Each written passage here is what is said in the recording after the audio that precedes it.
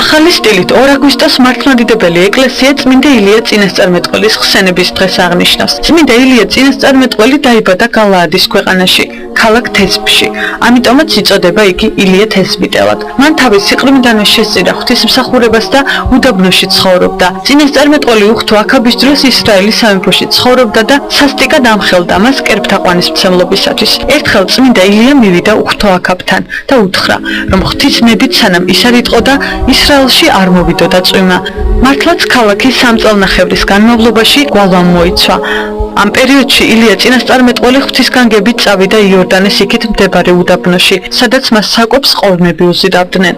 მოგვიანებით კი დამკვიდრდა ერთ ქვრივთან ქალაქ სერეპტაში, სადაც აღასრულა უდიდესი ღვთისასწაული და გააცოცხლა ქვრივის შვილი. ისრაელში გვალვა კვლავ გრძელდებოდა. მაშინ უფალმა უბრძანა ილიას წასულიყო ისრაელში და ეჩვენებინა აქაბისთვის ღვთისასწაული.